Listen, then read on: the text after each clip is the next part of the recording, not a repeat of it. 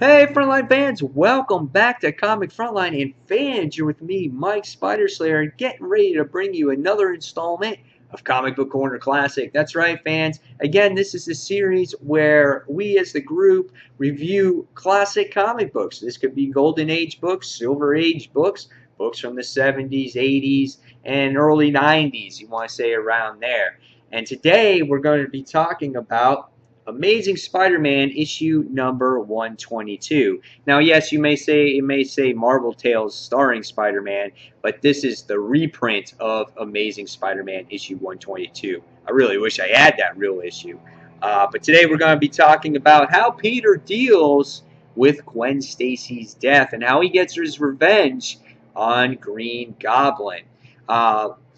First of all, this book is written by was it Jerry Conway, and the artist is Gil Kane.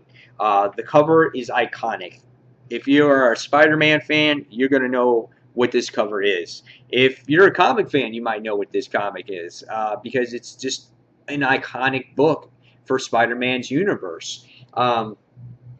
Also, the interior artwork is done brilliantly here. I think that John Romita and T. Montarella, who do the inks in this job, really do the justice of the book here. It really makes the book shine in the artwork. Here, opening page, you have Peter Parker or Spider-Man holding Gwen Stacy because obviously she just fell from, I think it was the George Washington Bridge. And, you know, you have, of course, Gabby sitting there taunting Spider-Man like he always does. But again, here's my point with the inks right here. You get to see the expression on Goblin's face. You can say, you know, obviously he's crazy, he's angry. And what this book does a great job is anger and darkness and really getting facial expressions out there to prove what these characters are going through. And I say this all the time through the comic books that I read today. About facial expressions. It is really good to see this. This book was made, I think, in the early 70s. I think 1973 this book was made. So to have this much detail was really nice. Here we can see Peter, how angry he is and how he's filled with darkness and revenge to try to get on Norman Osborn in this particular issue. Here's one more. So I really enjoyed all of that in this particular issue. So what did I think of this story and what was the story about? Obviously, we all know that Gwen Stacy's dead.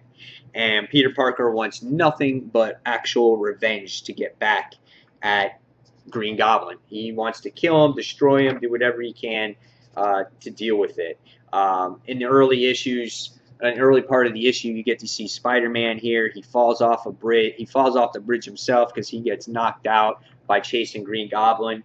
The cops kind of think that, you know, Spider-Man was involved with Gwen Stacy's death, and Gwen Stacy, or I'm sorry, Amazing Spider-Man kind of doesn't want Gwen Stacy, doesn't want to let her go.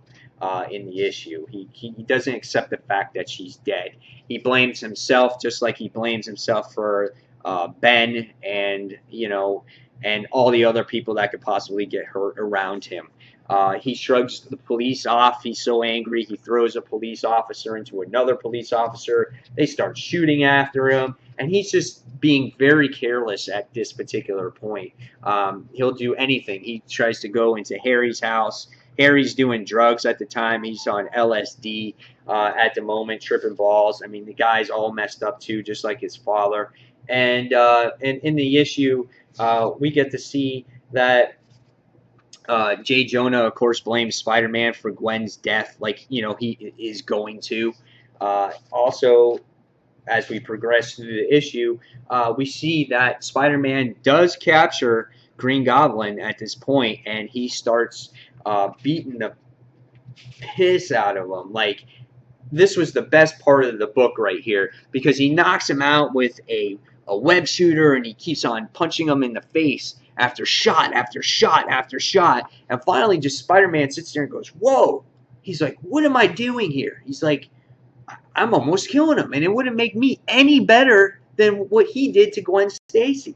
So then what happens, of course, in that last desperate attempt, by remote control, Green Goblin gets that infamous spider glider or a Green Goblin glider, and Spider-Man is warned by his spider sense, and the next thing you see is it rams Green Goblin right into the chest and impales him. And at this specific point in time, you think he's dead.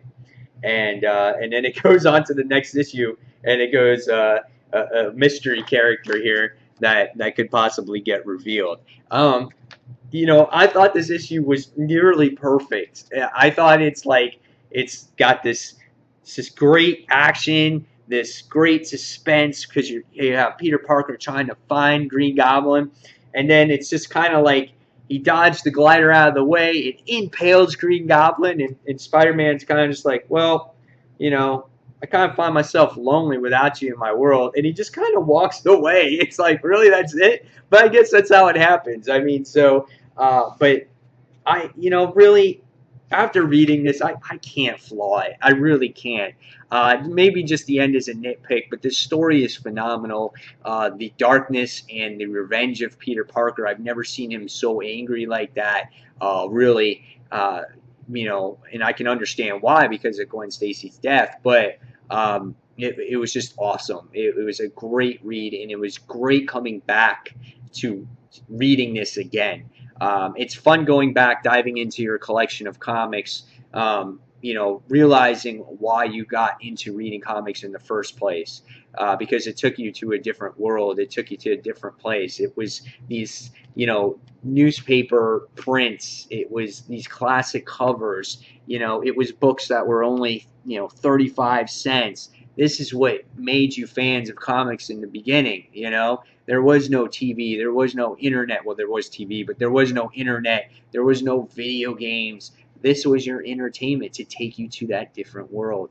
And this was a great issue. And I'm sure people at the time, in, you know, the 70s when this was written, I'm sure their mouths were dropped when Stacy died, and then Green Goblin supposedly dies.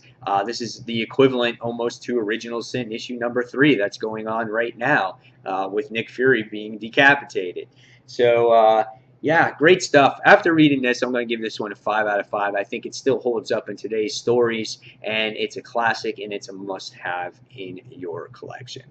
So, guys, as always, thank you for watching Comic Frontline, and until the next comic book review, guys, I'll see you real soon. This is Mike Spider Slayer signing off. Take care.